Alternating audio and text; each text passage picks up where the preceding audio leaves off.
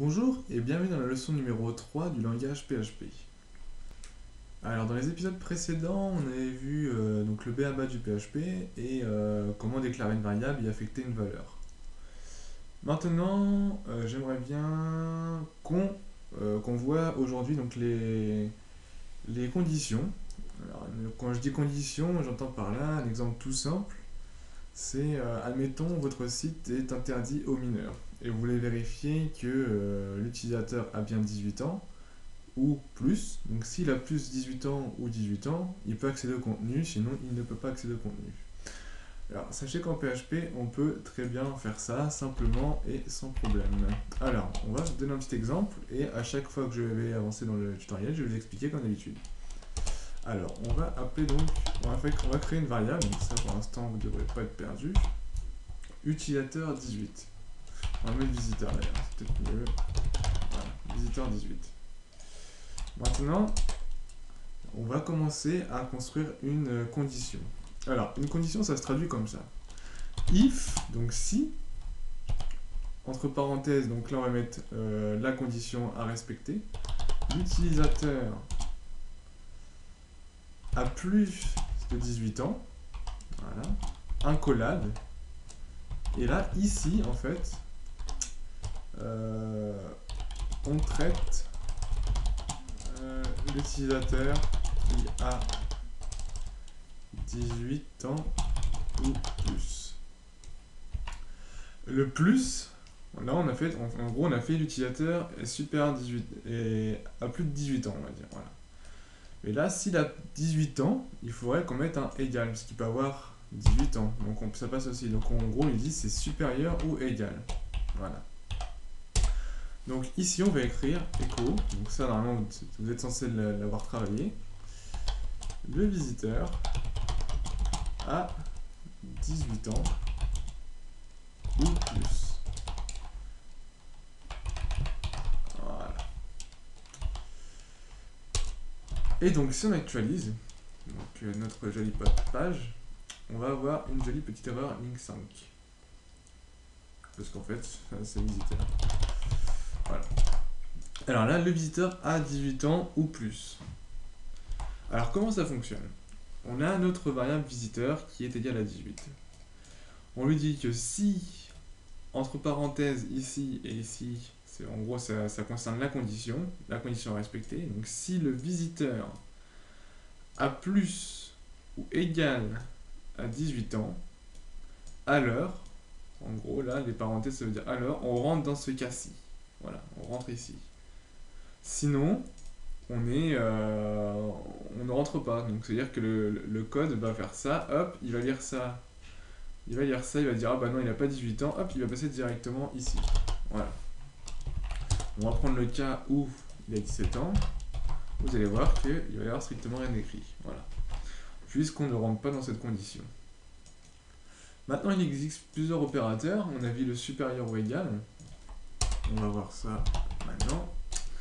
Vous allez trouver donc le supérieur, l'inférieur. On va quand même écrire à côté. Supérieur, inférieur. Donc si vous avez fait des mathématiques, vous ne devriez pas être perdu. Supérieur ou égal. Inférieur ou égal. Et le différent. Donc ça c'est différent de. Et le égal. Égalité. Voilà. Alors bien faire attention au égal, c'est un double égal et non pas un simple égal. Attention. Double égal. Ça c'est un différent. On va donner un petit exemple pour chaque cas.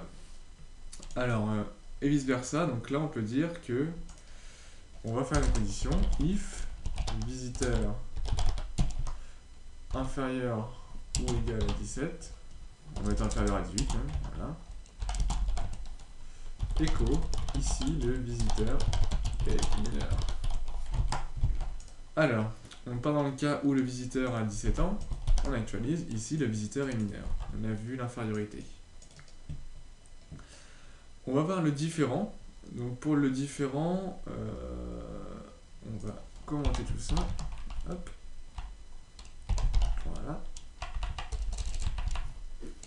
va dire x égale 1, voilà.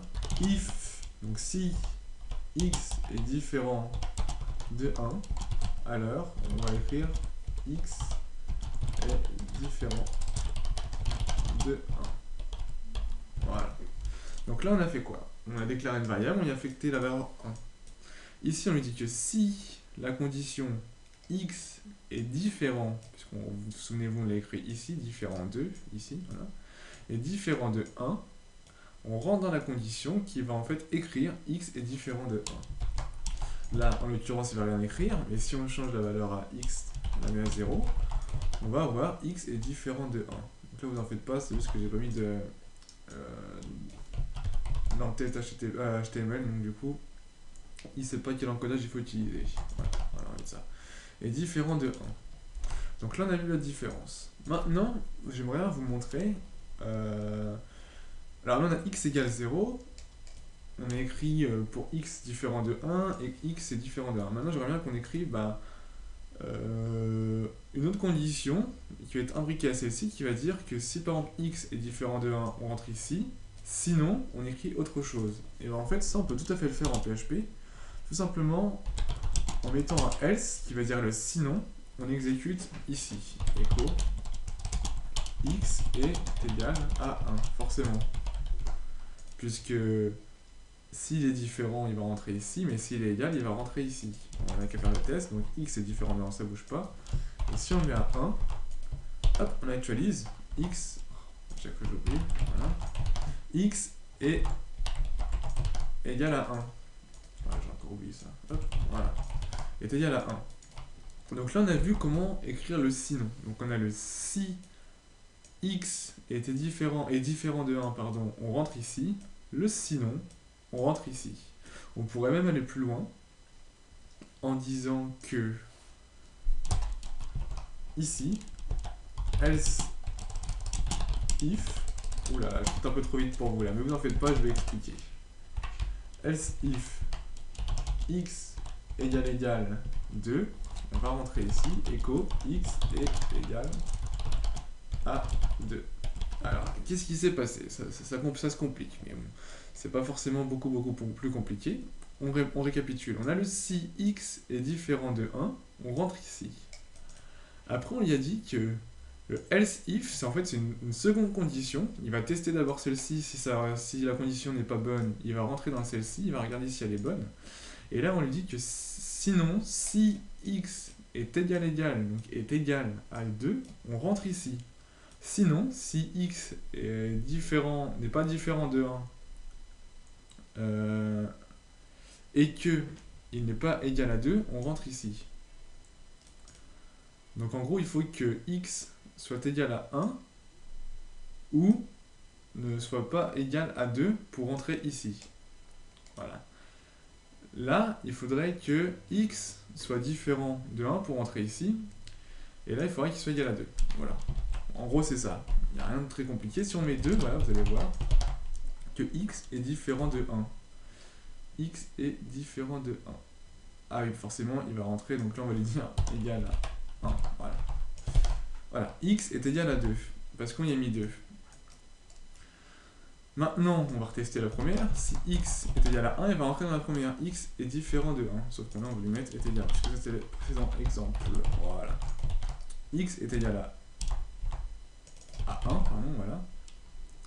X est différent de 1 ou de 2. Voilà. Donc on a testé x égale 1. On voit bien que x est égal à 1. On va tester pour la deuxième condition, pour qu'il rentre dedans, x est égal à 2. On a bien x qui est égal à 2. Maintenant, on va mettre 3. Donc forcément, il va tester la première condition qui ne va pas rentrer dedans, puisque elle n'est pas bonne. Il va tester la deuxième. Il ne va pas rentrer dedans non plus car elle n'est toujours pas bonne. Donc il va rentrer dans le sinon.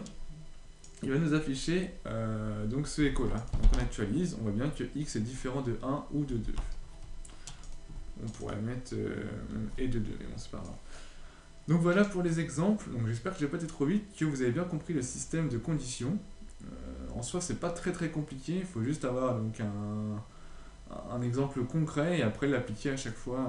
Voilà, ce sera toujours la même chose. votre condition, donc le si, la condition à respecter, ou sans oublier l'opérateur, et ensuite bon, on écrit voilà, la condition qu'on doit exécuter si elle est bonne. Alors, on va donner un autre exemple avec true ou false, puisqu'il y a une petite particularité à savoir. On va dire Toto égale false. Voilà. Donc false, ça veut dire faux. On va voir. Donc, je sais pas si j'ai dit dans les précédents tutoriels, donc je vais répéter. True, c'est égal à vrai. False, égal à faux. Donc ça, c'est vraiment à savoir. Ça s'appelle du booléen. C'est des valeurs, en gros, true ou false. Vous allez vous en servir surtout pour lorsque vous retournez, lorsqu'on va retourner quelque chose d'une fonction par exemple, ou c'est vraiment quelque chose à connaître. Il ne faut pas avoir peur du true ou du false. Voilà.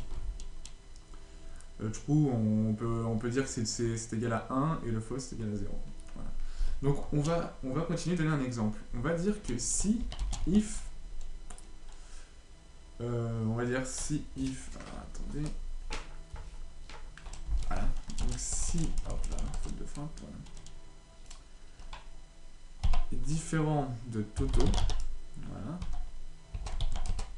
écho, Toto égale false. Donc là, qu'est-ce que j'ai fait? On va actualiser. Toto égale false. Alors qu'on n'a même pas testé la condition, on n'a même pas dit égal false. En fait, c'est un raccourci qui nous offre PHP.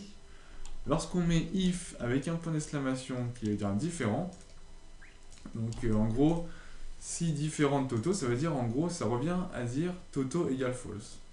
Donc je ne sais pas si j'ai été clair, mais en gros, ça c'est un raccourci pour dire si Toto égale false, ou si Toto retourne false, et ben vous m'exécutez ça.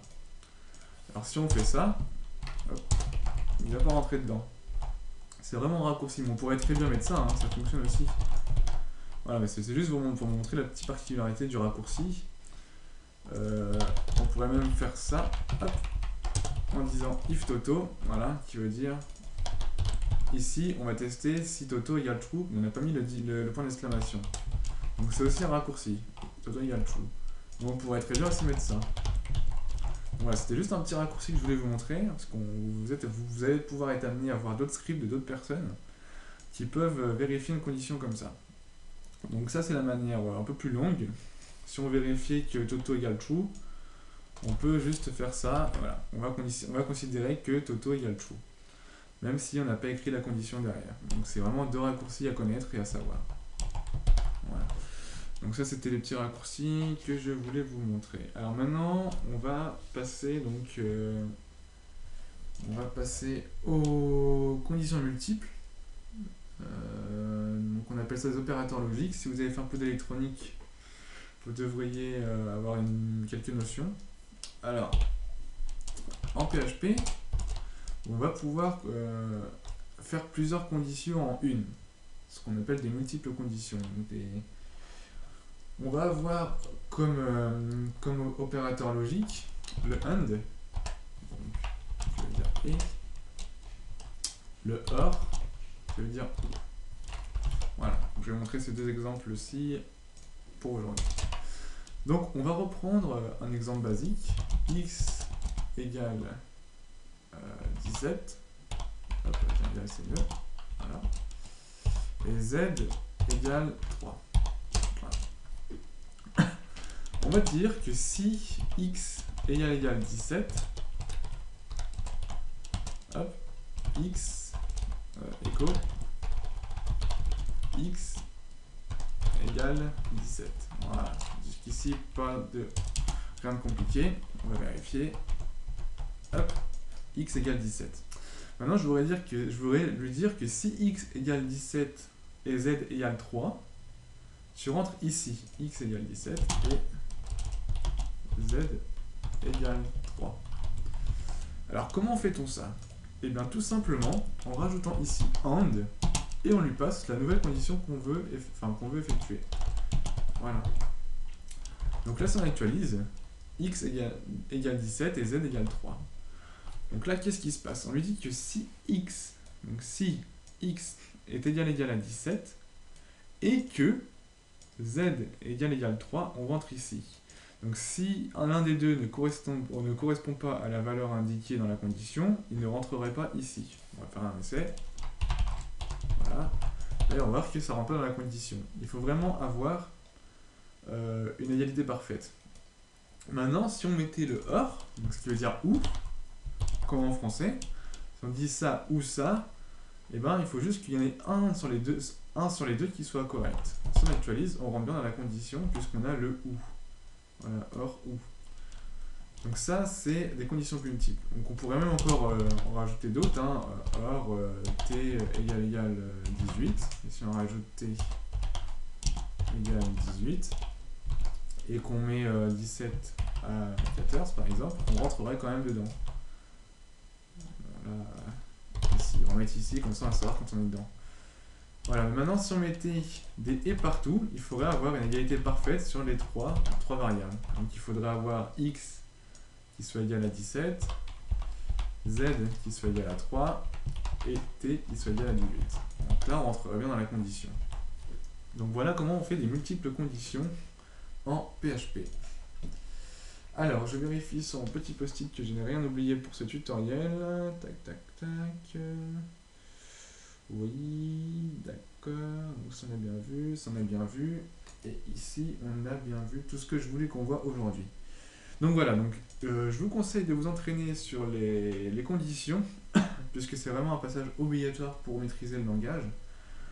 Vous allez voir qu'après, on va beaucoup les utiliser. Donc ce qu'il faut retenir, c'est notamment au niveau de la syntaxe, le if, les parenthèses à l'intérieur de la condition à retenir. On va retenir les opérateurs, donc le supérieur, l'inférieur, différent, est égal, etc. Le true ou false, qui va être vraiment utilisé et ne pas que dans les conditions, donc à retenir aussi. On va avoir les opérateurs logiques, or et and, aussi à retenir. Et globalement, voilà, vous savez tout. Donc, si on résume depuis le début, vous savez à quoi consiste le langage PHP, pourquoi les utiliser, comment déclarer une variable, comment affecter une variable, comment faire des mathématiques avec des variables, comment afficher quelque chose en PHP avec le echo, et maintenant vous savez faire des conditions. Donc je vais vous dire au prochain tutoriel, et nous on va voir donc les boucles, comment faire des boucles. Donc là pour l'instant ça va peut-être vous paraître, voilà, ça vous dit rien du tout. C'est normal, vous allez voir que les boucles c'est tout aussi simple que les conditions, mais que c'est aussi un passage obligatoire. Donc je vous donne rendez-vous au prochain tutoriel, et sur ce, donc entraînez-vous bien, et bon courage pour la suite.